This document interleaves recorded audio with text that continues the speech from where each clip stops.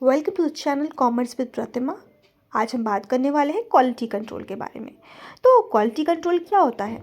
Quality control एक procedure या process कह सकते हैं जो कंपनी को फॉलो करना होता है ताकि उनके जो प्रोडक्ट्स हैं वो एक सेट स्टैंडर्ड या रिक्वायरमेंट्स को पूरा कर सकें, एक स्टैंडर्ड प्रोडक्ट बन सकें।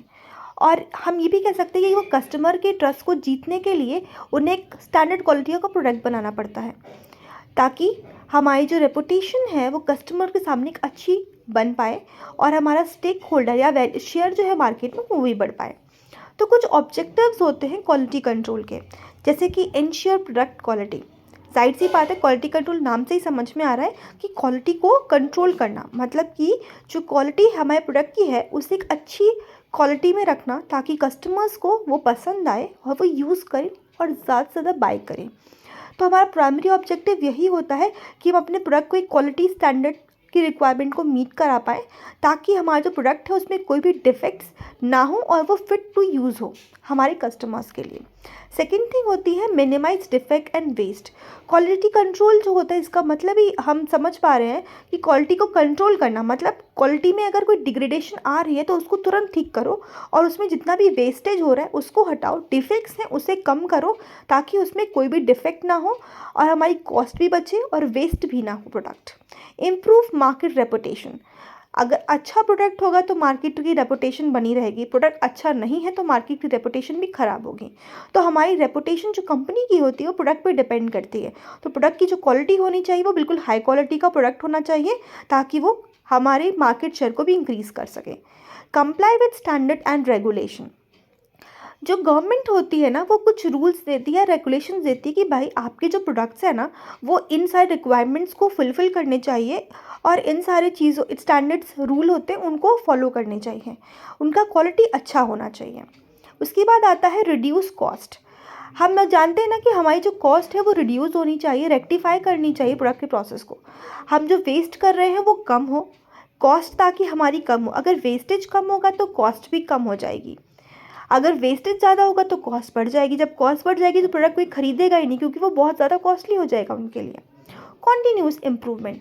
कॉन्टीन्यूस इम्प्रूवमेंट का क्या मतलब है कि हम अपने प्रोडक्ट को कॉन्टीन्यूसली इम्प्रूव करते रहें। जैसे जैसे हमें उसमें गलतियाँ नज़र आ रही उन्हें उन्हें करेक्ट करते रहो, कस्टमर के अकॉर्डिंग उसे इम्प्रूव करते रहो ताकि वो हमारे प्रोडक्ट्स को कॉन्टीन्यूसली खरीदते रहें। फिर आता है बूस्ट कंपनी मोरल। अगर कंपनी को ये लग रहा है कि अच्छा हमारा ये प्रोडक्ट तो बाहर बहुत बिक रहा है, हमने क्या प्रोडक्ट बनाया कि सबको बहुत पसंद आ रहा है, इससे क्या होगा उन्हें ये मोटिवेशन मिलेगी कि अच्छा हम इसी तरह के और प्रोडक्ट मार्केट में बनाएं ताकि और कस्टमर्स बाई करें। इससे क्या होगा उनका मोरल बढ़ेगा और उन्हें मोटिवेशन मिलेगी। Facilitate decision making. Quality control क्या करता है, हमारे पास कुछ डाटास प्रोवाइड करता है प्रोडक्शन प्रोसेस से रिलेटेड ताकि हम उनको देखकर डिसीजन ले पाएँ कि भाई हमें और प्रोडक्शन करनी है या नहीं करनी है, कुछ चेंजेस करने हैं या नहीं करने, रिसोर्सेज कहाँ से लाने हैं, प्रोडक्शन कैसे करनी, क्या प्रोसेस होना चाहिए, कितनी कॉस्ट होनी चाहिए, सब कुछ। Increase market share. अगर हमारा प्रोडक्ट की क्वालिटी बहुत बढ़िया है तो हमारा मार्केट शेयर तो अपने आप ही बढ़ जाएगा क्योंकि क्वालिटी कंट्रोल जो है वो बहुत ही क्रूशियल रोल प्ले करता है बिजनेस में।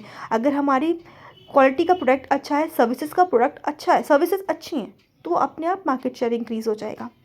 इसका मतलब है कंपनी प्रॉफिटेबल हो जाएगी। Building brand reputation. अगर ब्रांड की रेपुटेशन अच्छी करनी है तो प्रोडक्ट को अच्छा कर दो। अगर क्वालिटी का प्रोडक्ट बढ़िया है तो अपने आप ही प्रोडक्ट जो कंपनी है उसकी रेपुटेशन अच्छी हो जाएगी, जो ब्रांड है वो रेपुटेशन उसकी अच्छी हो जाएगी और ब्रांड की इमेज जो है वो कस्टमर्स के आगे बहुत ही अच्छे से दिखेगी। इसलिए बहुत ज़रूरी होता है एक अच्छा क्वालिटी प्रोडक्ट बनाने की ज़रूरत है, तभी आप आगे बढ़ पाएंगे। नेक्स्ट हमारे पास है ensure safety. Quality control is not crucial for the quality of the product but also for ensuring the safety of the end user। जाहिर सी बात है, जैसे हम मान लेते हैं फार्मास्यूटिकल्स या ऑटोमोबाइल कंपनीज़ में क्या होता है कि हमारा जो प्रोडक्ट है जैसे फार्मास्यूटिकल्स, हमारी जो दवा अगर दवा खा रहे हैं, कोई कस्टमर दवा खा रहा है तो उसे वो रिएक्ट ना करे, उसे वो हार्मफुल ना हो, इसलिए हमें उस सेफ्टी इंश्योर करनी पड़ती। सेम विद ऑटोमोबाइल्स, अगर कोई हमारी कार है, बाइक है, कुछ वो हम यूज़ कर रहे हैं तो उसमें कोई ऐसा खतरा ना हो हमारे कस्टमर के लिए कि उसे हम डिज़ास्ट उसके लिए हार्मफुल हो जाए। हमें सब देखना पड़ता है कि उसकी सेफ्टी मेजर्स लेने पड़ते हैं, सेफ्टी हज़ार्ड्स को देखना पड़ता है कि भाई जो परचेज़ कर रहा है उसको हार्म नहीं होना चाहिए। Same with reduce returns and complaints.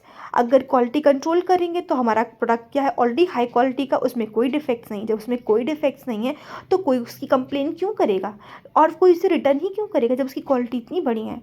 तो रिटर्न अपने आप कम हो जाएंगे और कंप्लेंट्स भी कम हो जाएंगे। इंक्रीज मार्केट शेयर, जैसे हमने बात की थी, हाई क्वालिटी प्रोडक्ट है तो ज़्यादा से ज़्यादा कस्टमर्स हमारे प्रोडक्ट को बाय करेंगे, जिससे उसकी रेपुटेशन बढ़ेगी, गुडविल बढ़ेगी और ऑब्वियसली प्रॉफिट बढ़ेगा और हम ज़्यादा लोग बाय करेंगे। Foster a high quality culture. Quality control instills a culture of quality within the organization. Every employee, from top management to the shop floor, becomes focused on producing a best possible product or services. अगर हमारा quality culture, हम अपने employees को एक अच्छा culture provide कर रहे हैं, हेल्दी इन्वायरमेंट प्रोवाइड कर रहे हैं, टॉक्सिक इन्वायरमेंट नहीं है, सब प्यार से रहते हैं, तो अपने आप ही वहाँ पे लोग अच्छे से काम करने लगेंगे। अब हम बात करने वाले हैं factors that affect the quality of a product. तो सबसे पहले आता है raw material. The quality of a raw material directly impacts the quality of a final product. जाहिर सी बात है, अगर हमारा रॉ मटेरियल ही अच्छा नहीं होगा तो हमारा प्रोडक्ट भी अच्छा नहीं बनेगा। अगर हम रॉ मटेरियल अच्छी क्वालिटी, हाई क्वालिटी का लेके आ रहे हैं तो प्रोडक्ट भी अच्छा बनेगा। And second thing is design. The way a product is planned and designed is crucial. A well thought out product design, the proper product use friendly, looks and functions properly.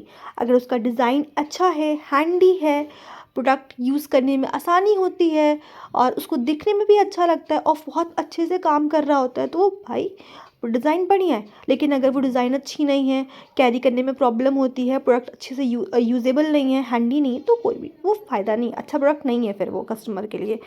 Production process consist and control production method help in making uniform high quality products.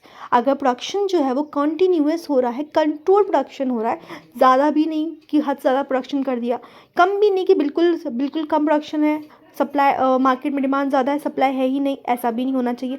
अच्छी quality रखो, uniform रहो, consistent रहो, एक normal amount में consistently production करते रहो, ना कम ना ज़्यादा, डिफेक्ट्स ना हो उसकी भी ध्यान रखते रहो और ओवरऑल क्वालिटी पर भी अपना ध्यान रखो और वेस्टेज कम करते रहो। लेबर्स, स्किल्ड लेबर्स, अच्छे लेबर्स ही एक अच्छा प्रोडक्ट बना सकते हैं। अगर आप एक right skilled and trend labour लेकर आए हो जो अपना काम बखूबी जानता है तो मिस्टेक्स बिल्कुल ही कम होंगी। अगर वर्कर ट्रेन नहीं है तो फिर प्रोडक्ट भी मिस्टेक्स वाला ही अच्छा नहीं बनेगा, उसमें कुछ ना कुछ डिफेक्ट आ सकता है। इक्विपमेंट एंड मशीनरी अच्छी चल रही है और उसमें कोई भी दिक्कत नहीं है, रुक रुक के नहीं चलती है, उसमें वेल मेंटेन्ड है तो प्रोडक्शन अच्छा होगा, कोई दिक्कत नहीं आएगी। पर अगर आपका मशीन ही आउटडेटेड है, पुअरली मेंटेन्ड है, टूटी फूटी सी है तो प्रोड्यूस भी वो टूटा फूटा आइटम ही करने वाली है। क्वालिटी कंट्रोल मेजर्स अच्छे हमें इंपॉर्टेंट क्या, मैन्युफैक्चरिंग इंश्योर करनी चाहिए कि भाई हम जो प्रोडक्ट कर रहे हैं वो बढ़िया कर रहे हैं कि नहीं कर रहे हैं। सप्लायर क्वालिटी भी देखनी, क्वालिटी सप्लाई कैसी हो रही है।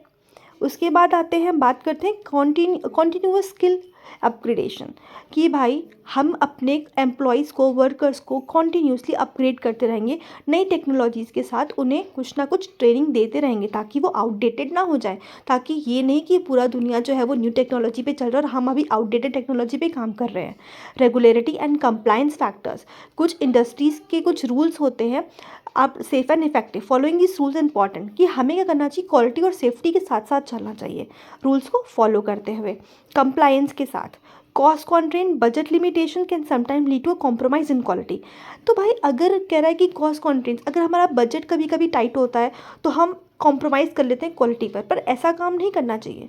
ज़्यादा कॉस्ट कटिंग कर देंगे तो प्रोडक्ट की क्वालिटी डिग्रेड हो जाएगी, तो इससे क्या होगा, कस्टमर्स कहेंगे यार ये चीप क्वालिटी का प्रोडक्ट हमें बाय नहीं करना। इसलिए कोशिश करो कि वेस्टेज कम हो, कॉस्ट अपने आप कम हो जाए, ज़्यादा हमें प्रॉब्लम ना हो कि हम अपने कॉस्ट कम करने के चक्कर में हम अपने प्रोडक्ट की क्वालिटी को डिग्रेड करते हैं, ऐसा बिल्कुल नहीं होना चाहिए। मैनेजमेंट एंड लीडरशिप, एक अच्छी लीडरशिप और एक अच्छी मैनेजमेंट ही ना ऑर्गेनाइजेशन को आगे बढ़ाती है।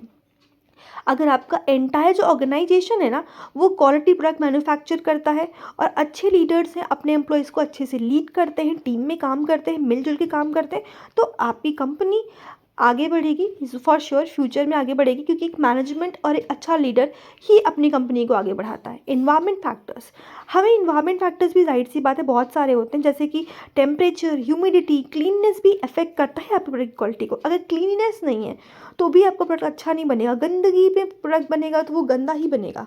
टेम्परेचर अच्छा नहीं है, एम्प्लॉयज़ को प्रॉब्लम हो रही, वर्किंग कंडीशन अच्छी नहीं, वो भी प्रॉब्लम है। आपके पास अच्छे इलेक्ट्रॉनिक्स होने चाहिए, हर चीज़ होनी चाहिए।